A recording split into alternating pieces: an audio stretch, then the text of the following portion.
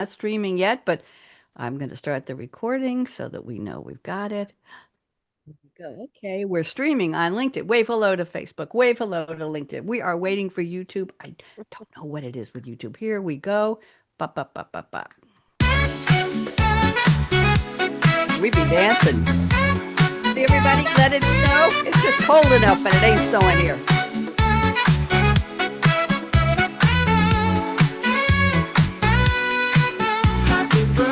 Happy birthday. Somebody's day. We are celebrating. It is so special. Shine. Smile. So much style. We're just oozing style here. We are live. Okay, let's tell the Suno Orchestra. You could go take a break, gentlemen. We did a little hard cut there. Thank you very much. I'm Bonnie D, and I have my lovely returning co-host, my guest, Laura D. Doman, Doman. Laura, before we get started, why don't you remind everybody who you are and what you do, and then we'll go play. Go ahead. Everyone, and happy early holidays. I am the shameless hussy of on-camera confidence. Well, what does that mean? Not what you think. It means that I am a former business person turned actor and voice actor, and now I am helping business owners become truly amazing on camera. That is authentically yourself and bold and really be able to be yourself so that you're seen in a better light. You get more clients, you get promoted. It's all good stuff. Just comfortable in front of the camera. So I do two different things. One, I perform. I do film, TV, commercials, industrials, voiceovers, and then I help people get better on camera themselves. So I have a good time. You're a real star, shameless hussy. I'm just a saucy dame. That's why I like you so much. We must have something in common. Laura, by the way, when is your birthday? I don't know if I asked you before. I just had my half birthday. I'm June 8th. Okay, my half birthday was April, so we've got a ways to go. Okay, there. Well, you're June 8th, so July, August, September, October, November. You just had your, my goodness, 3 days ago. Well, happy half birthday. There you go. I whispered it. That was the half part. I was Okay. expecting my cupcake.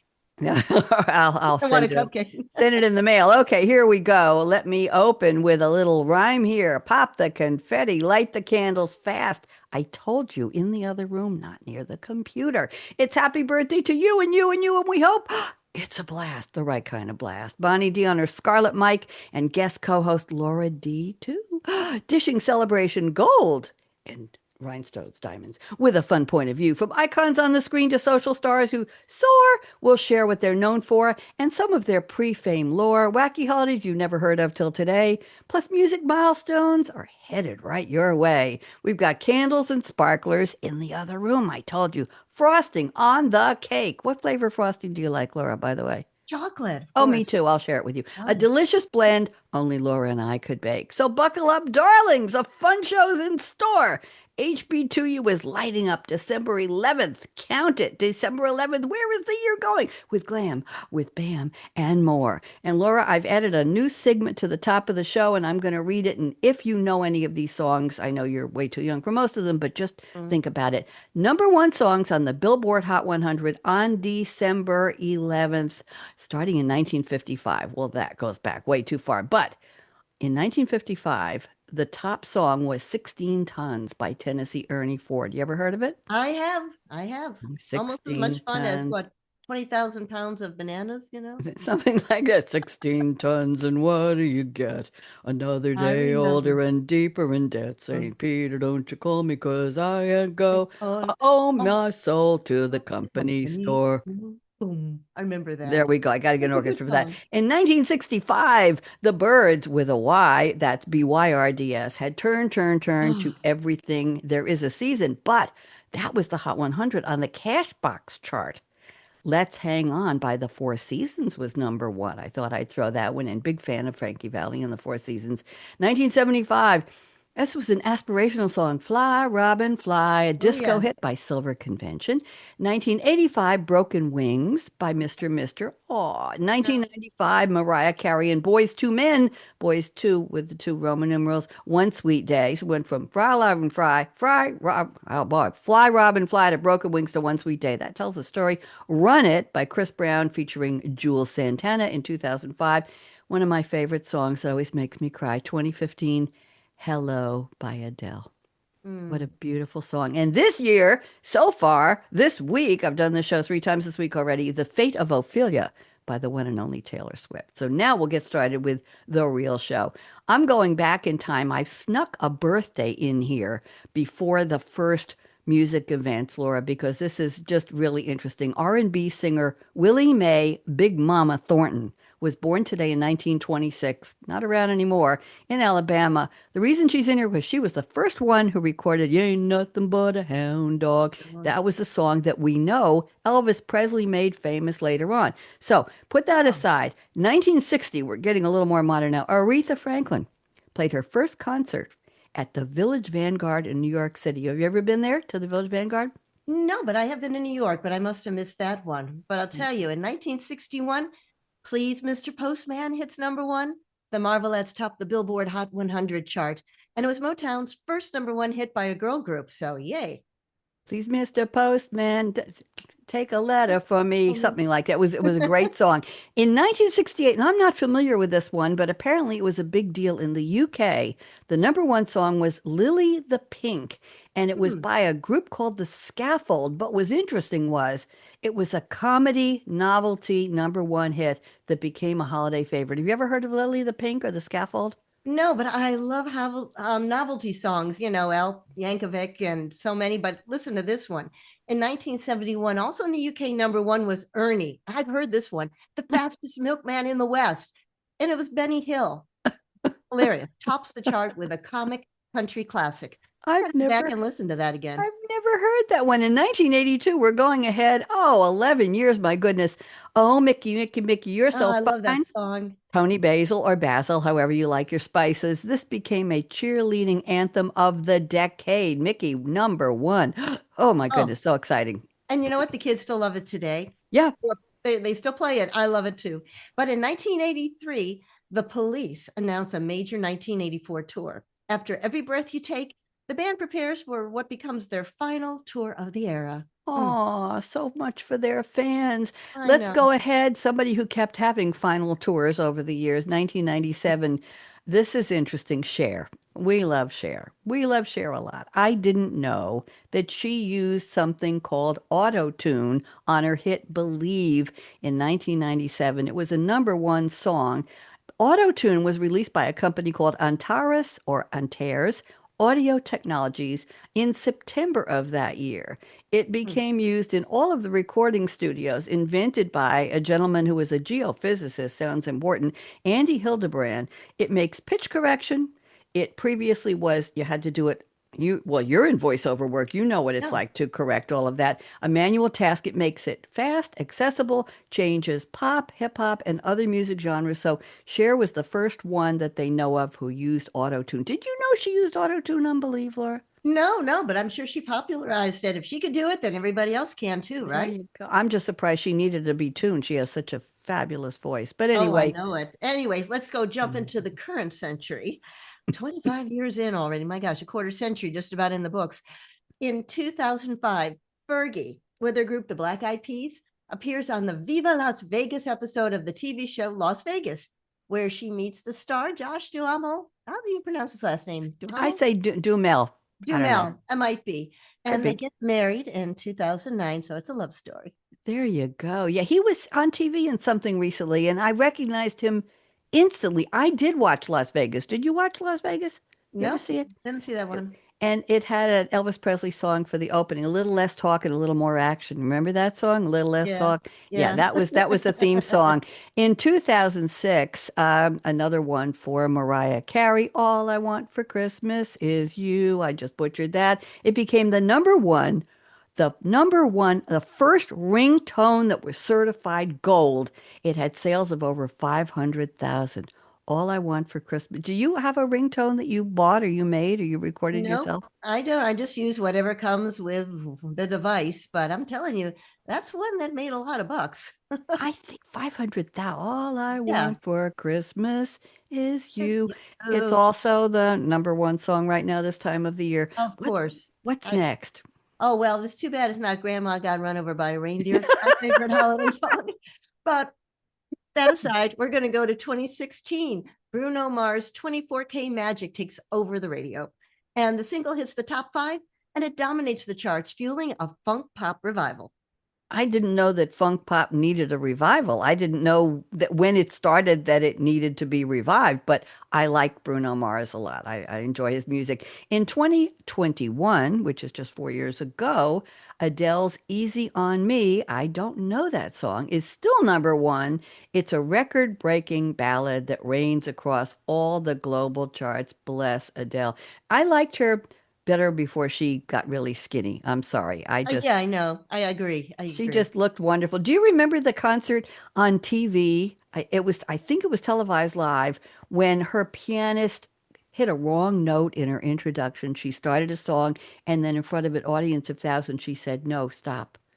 We're going Ooh, to start again." She did that on live I didn't TV. know that, but good for her. That's impressive. Absolutely. And talk about auto tune. There's no auto tune when Yeah. you're in a live concert. And she said, "Nope, we're going to start it again." And she made him play the intro. And then, or maybe she hit a wrong note. Something was wrong. And she said, "This isn't working. It's not how I do it." And she started again. Good for Adele. You've got one more for us. I sure do. This is for all the Swifties out there because we're coming up to 2023, and Taylor Swift's Eras Tour becomes the first to gross over $1 billion. And it hits the mark in the first 60 shows, according to Polestar's report.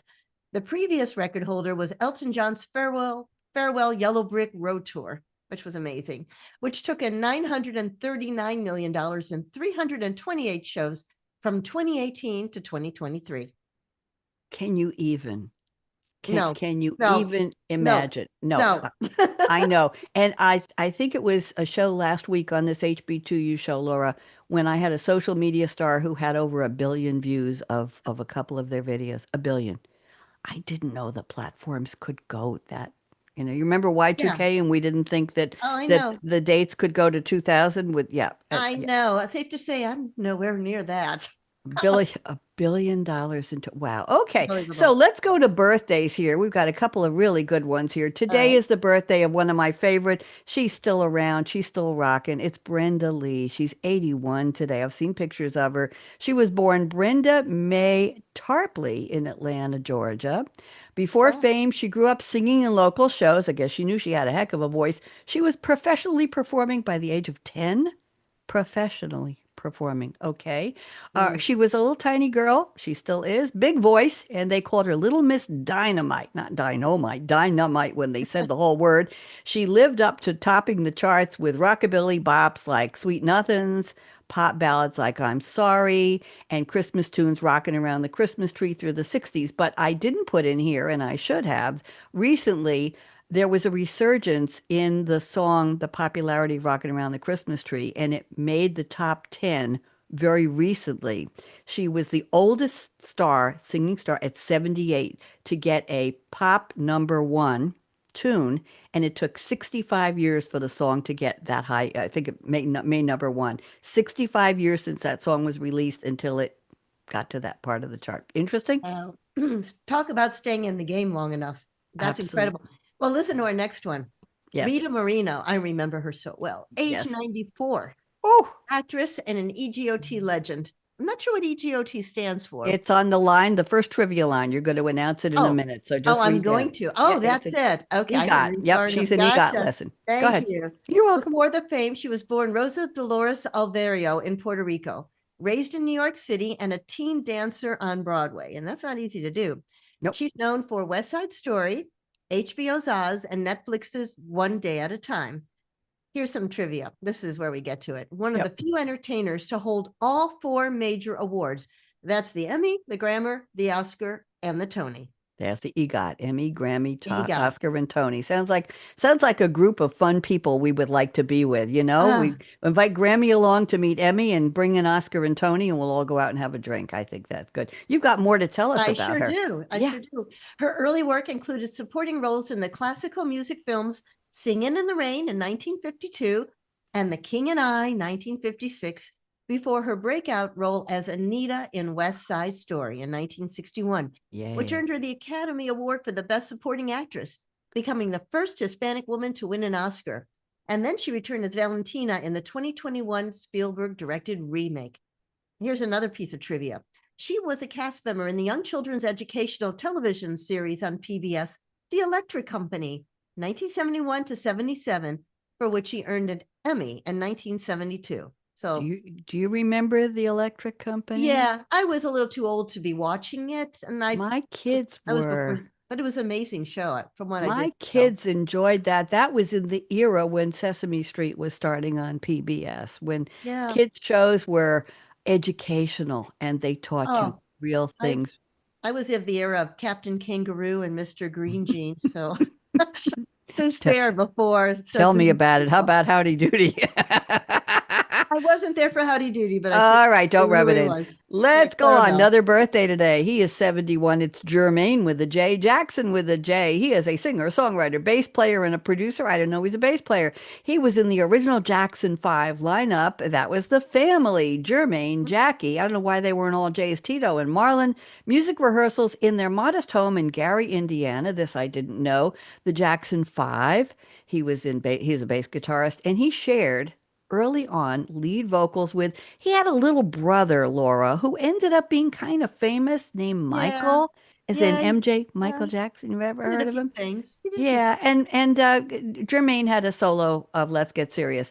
His vocals are featured on the Jackson 5 hits I'll Be There and I Want You Back. That one I don't know, thank goodness. He married, I didn't know this. He married Motown founder Gordy's daughter, Hazel. He done good. He done good. A lot of the Jacksons left Motown, went to Epic Records. He stayed there because he was a member of the family. He Right. produced and recorded duets with Whitney Houston on her album in 85 when did you know that, No, I Jermaine? didn't. That's pretty cool. Didn't at all. Well, interesting. Their father, Joe, was a crane operator, as in that high machine that goes up Hmm. and does things on tall buildings. Yes. He and his brothers, Tito and Jackie, practiced songs secretly with dad's guitar, and their mom sang melodies with them and harmonies. My goodness. Oh my Jerm- goodness. I Yeah. know Jermaine became the original lead singer and played bass in the original group, the Jackson Brothers, before they called themselves the Five. Fun? Yeah. Did you ever see MJ the musical? It gives a fascinating No. history of the family. The father, even though he was a crane operator, he was really tough, making sure they practiced all the time. They were going to be something. It, Once he caught on, right? Once he caught on, then he wasn't just, okay, you borrowed my guitar and you're doing this as a yeah. secret. Now we're all in. We're all Absolutely. in. Absolutely. You've got one more for I us. sure do. I love this actress. Her name is Terry Garr, and I'm sure you remember her from a number of things. Yes. Now, in memoriam, Yes. she was born in 1944 and she passed away last year in 1924. Yeah. So, in 2024. So, she was 79 years old, and she's an actress, a dancer, and a wonderful comedian. Yes. Before she was famous, she was a dancer in 9 Elvis Presley musical movies. That's a lot. Did you know that she was a dancer in movies? I think I had heard that, and she had the legs for it, but like Mary Tyler Moore. Yeah. But what I remember her most from, because I love this movie, Yeah. Young Frankenstein in Yes. 1974, Tootsie with Dustin Hoffman in 1982, Yes. Close Encounters of the Third Kind in 77, all this great stuff. Mr. Mom in 1983, Dumb and Dumber in 1994, Michael, which I love that movie, Yes. 1996, and Ghost World in 2001. So she's known for her comedic roles in film and television, and she often played women struggling to cope with the life-changing experiences of their husbands, children, or boyfriends, because back then when they couldn't talk about the women themselves, but were fun Mm-hmm. and interesting. Mm-hmm. But the other piece of trivia is that she was a longtime favorite guest on late night shows because of her quick wit.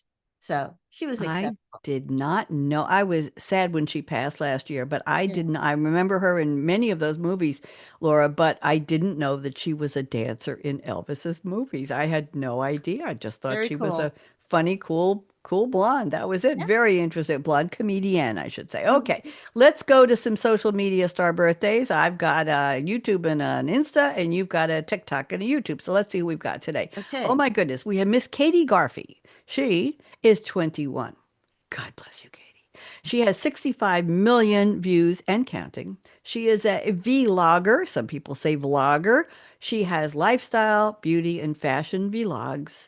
She has helped her amass over 65 million views. Before fame, she was a cheerleader in high school. Yay! And one of her most popular YouTube videos, which got 800,000 views. Can you Laura, can you even imagine? I don't understand it. I No. don't either. It was called iPhone 12 unboxing and setup exclamation exclamation 800,000 views. I watch setup videos sometimes on appliances. I just got a new vacuum cleaner, but I can't imagine 800,000 people watching an unboxing. Anyway, Don't okay, get well, it. happy birthday, Miss Katie. You've got the next one. Yes, in TikTok for the high school set, we've got this guy. He's only 17 years old.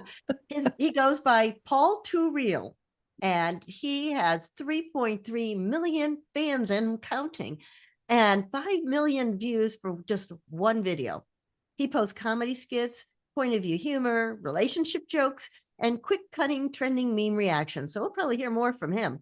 He has an exaggerated straight face style, so it's part of his signature brand. In December of 2023, just 2 years ago, his LMAO Reel TikTok went viral with over 5 million views. He has recorded content using TikTok's puppy dog face filter Hmm, and while wearing a Sublime t-shirt. So he's quite a character. quite a character. Now, I got a kick out of he posts relationship jokes and he's 17. Well, I guess 17, kind of How could he relationship know like too much? Maybe it's observational. I maybe think so. could be parents and older. We'll have to call Paul. Paul Too Real. Okay. On Instagram, I have somebody I don't know much about, but he made the cut. Laura, I'm having trouble recently finding Instagram stars who have more than 1 million followers. It doesn't seem to be keeping up with TikTok. And just No, a comment, that's all. So I found Reed, right. R-E-I-D Olson with two O's. He's 23. Happy birthday. 3.5 million followers. He posts vlogs and filmmaking content, and he shares his work across platforms, meaning he's also probably on YouTube and on TikTok. Happy birthday, Reed. That's all I could find about him. And you've got one more for I us. do for you two, where I like to live too. Courtney Christine Ryani. She is 30 years old. She's got over 209 million views of her dating advice videos and 850,000 and more and counting subscribers. She posts lifestyle and fashion content videos. Before she got famous, she studied fashion in Florence, Italy for 4 months during college. She has also featured actor Zac Efron in her YouTube video about lovable qualities in male partners. And I'm sure that drove a lot of views. I wouldn't mind talking to Zac Efron about lovable quality.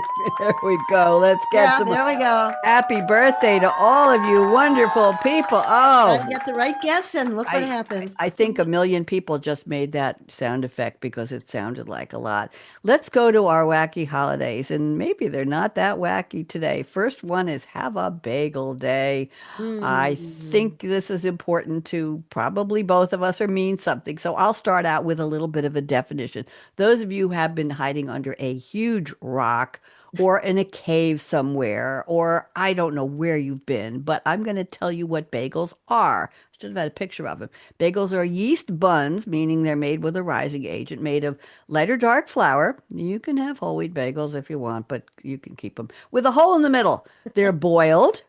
Many are now steamed and then baked. They have a distinctive taste and characteristics. They're crispy and shiny on the outside and chewy on the inside. And I buy mini bagels fresh at the bakery.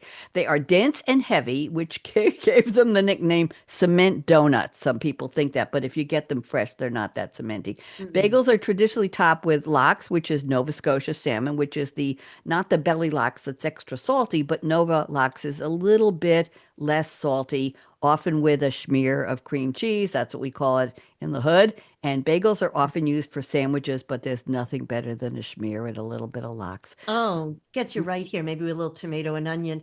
So, Bonnie, what is your favorite type of bagel? Uh, it used to be everything, and recently it's just been a nice plain fresh mini, just plain. Ah, And I see, put butter on it, that's melted what my butter. kids love. A hot buttered plain bagel toasted. Me, I love cinnamon raisin. And I Really? know those who are the bagel aficionados, they say, no, you have to have a bagel that's plain or sesame or poppy, maybe everything.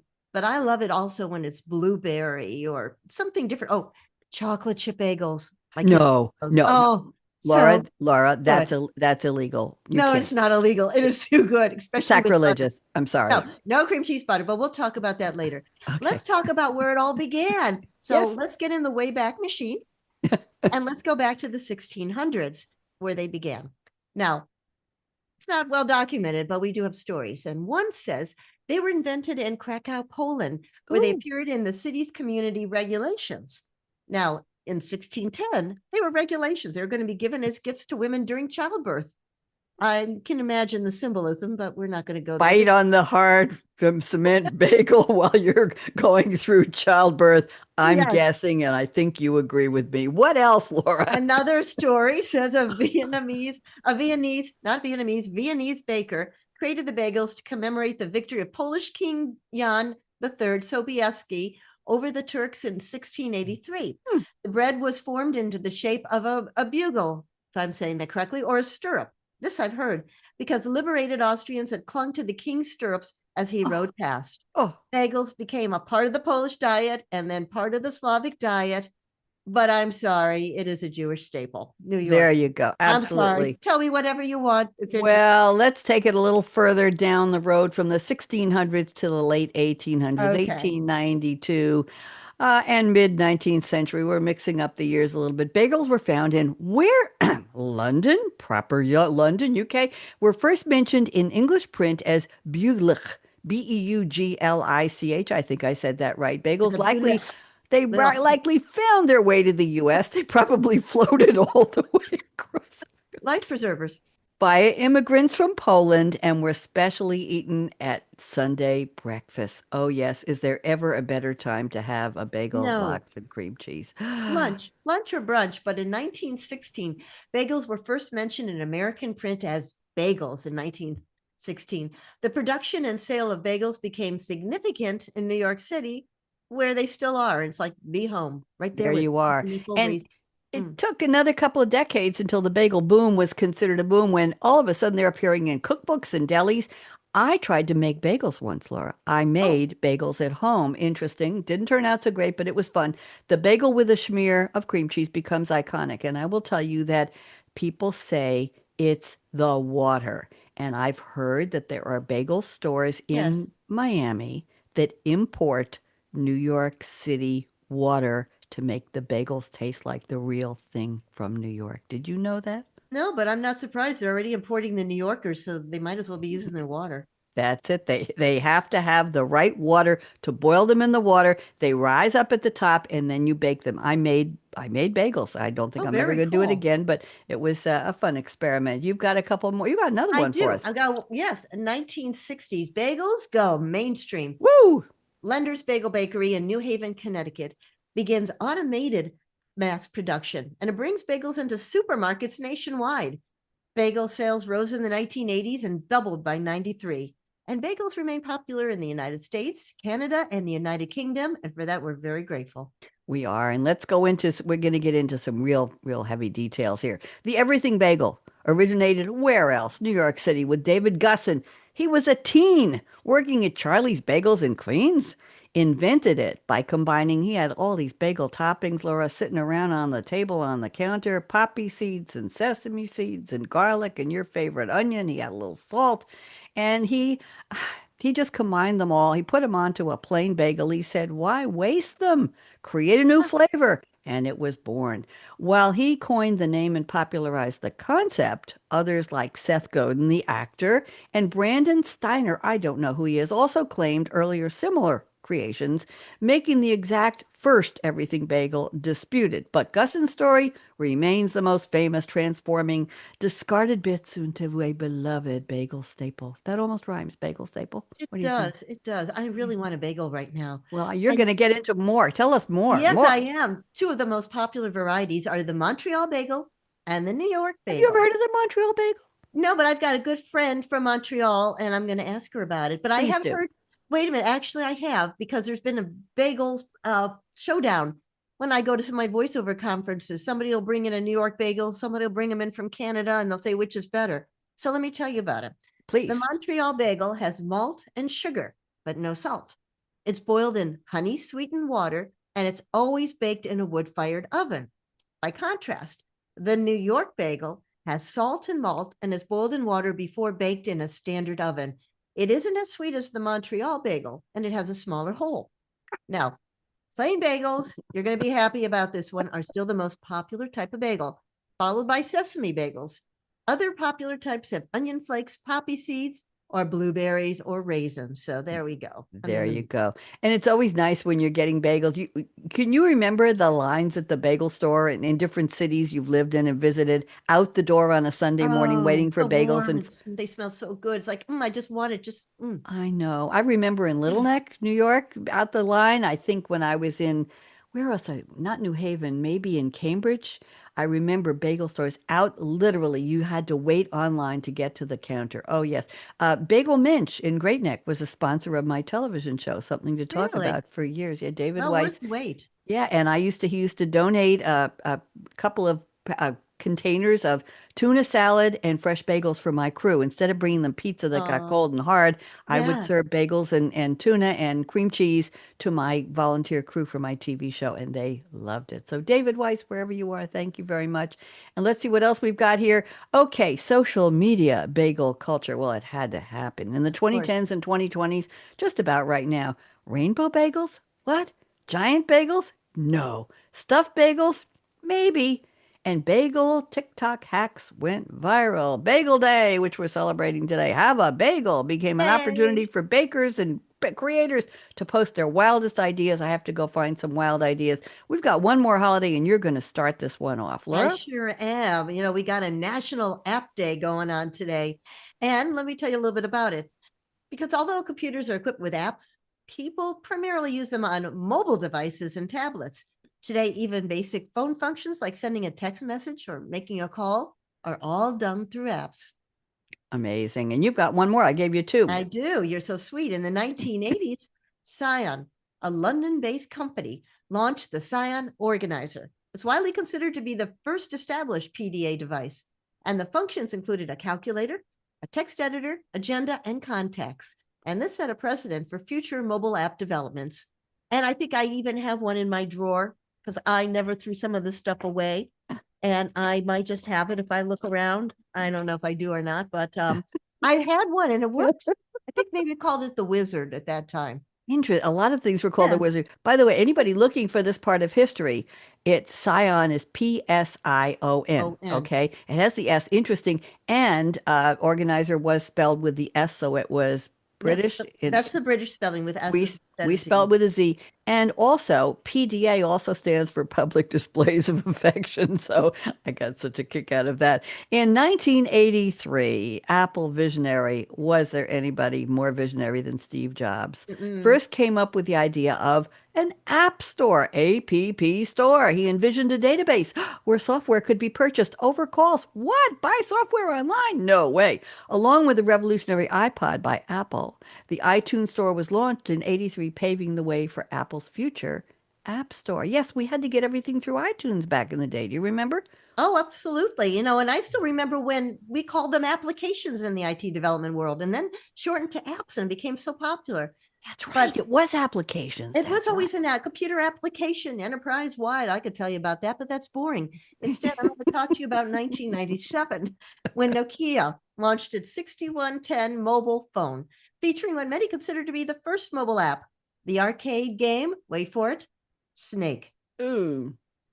Mm, don't know You, much about it, but anyways, if we jump 10 years to 2007, the apps gained the popularity with the release of Apple's iPhone, and boy, has it taken off. I have to tell you, I worked for Nokia when they had an office, corporate office in White Plains, New York, in a gorgeous building with waterfalls down the staircases on the side and reclaimed wood on some of the floors. It was just beautiful. But I was on the software side. They bought a package called the IntelliSync Suite, and I Okay. was working in marketing for IntelliSync. But they'd give out baskets of former phone models that hadn't been used, Ooh, extra demos, and I took home a bunch of those, never used them. I didn't get the fancy schmancy one, the top of the line one, but I have somewhere here, I've moved four times since then, five there's times, six, somewhere. somewhere examples of some of the models of the Nokia phones over the years, and they were just, they'd say, okay, we have some extra demo phones, who wants them? And we just, okay, I'll take one of this Huh. and one of this. Maybe in a Anyway, museum one day. I mean, and you were right there in IBM country because they're based in White Plains. Absolutely. I think the building was torn down after Nokia left, and then I left, and it was quite a schlep across the bridge, Whitestone Bridge to White Plains every day. But what a beautiful building to work in. It was kind of cool. So let's go to 2008, the following year. There were only 500 apps when this app store was originally launched. So it's hard to say what the official first app ever was released because there were a bunch of them, but not that many. As more smartphones were unveiled, app clients were also launched, including Google Play for Android. Those of you who don't do Mhm. iPhones, Androids. BlackBerry, remember that, their App World, and Amazon had an app store. One They word, sure app did. store. Yeah. And in 2010, the word app was actually declared Word of the Year by the American Dialect Society. And I'm not surprised in retrospect, not at all. But wait, there's more. In 2017, the app downloads surpassed, get this, Bonnie, 175 billion. No. And CJ Thompson, the founder of the mobile marketing agency Platinum Edge Media, creates National App Day. National App Day. Woohoo! And that's what we're celebrating right now today. In 2019, 2 years later, global app downloads are projected to hit 300 billion for this year. They were projecting 6 years ago in 2019 for this year, a jump from 2024, driven by the massive 6.3 billion. I said billion smartphone users around the world. Social media apps like TikToking away, leading the usage, and major spikes expected during holidays and big game launches. Isn't that interesting? You've got Yeah. some more statistics for us. Yeah, there's more. Daily downloads. Guess. All right, I'll tell you. 819 million a day, with peaks reaching 1.3 to 1.5 billion on special days. No. Unbelievable. And the iOS App Store has over 2 million apps available, with 37 billion downloads forecast by 2025, 2026. That's The coming. Google Play Store has 1.6 million apps and counting in late 2025. The app numbers are decreasing, but the downloads are still very strong. Now, I have a question for you. When I have a social media star birthday we're celebrating on this show, Laura, and they have 1 billion views, and we compare that to, for example, the daily downloads, peaks reaching 1.5 billion on special days. That's all in Mhm. one day. But how could a 19-year-old who's posting vlogs or pictures of them in the wilderness? I had a guy the other day who goes in 20-degree below weather camping in the wilderness without a tent, and he got 1 billion views. That's pretty good marketing. I I can't, I, ca- don't I can't know. equate from billions of downloads to billions watching one person's one vid. Anyway, I digress. I have a couple of trends and then we're going to wrap this up. Okay. Okay, TikTok, Instagram, and Facebook are the top downloaded apps. No surprise there. Black Mm-mm. Friday, which seems to happen a month in advance now. It's not just Black Friday, it's Black Friday the month and the week and the day. And it goes on before Thanksgiving, Forever. I think it starts forever. And Christmas have download surges of what else? E-commerce and entertainment apps. Advances in AI, I do a show on AI called Technology Revolution, and 5G, we know what that is, are enhancing app performance, yes, and user experience. They used to call it user-centric, and now we're back to just user experience. And interesting, this is interesting. We think there's a lot of money there? Maybe not. The vast majority, over 95% of apps are free, as users prefer no-cost downloads. And on that note, Laura and I are going to take this home. Thank you, dear. Stick My around. We'll talk. pleasure. Hope you all enjoyed that. A lot of trivia today. We did. I'm Bonnie D. She's Laura D. We're the D crew. I gotta find an app to download a bagel. Celebrating you in this special way. I'll buy them here. My bakery makes them fresh and Food Lion. Really good. The little minis, and they have blueberries. Blueberry minis.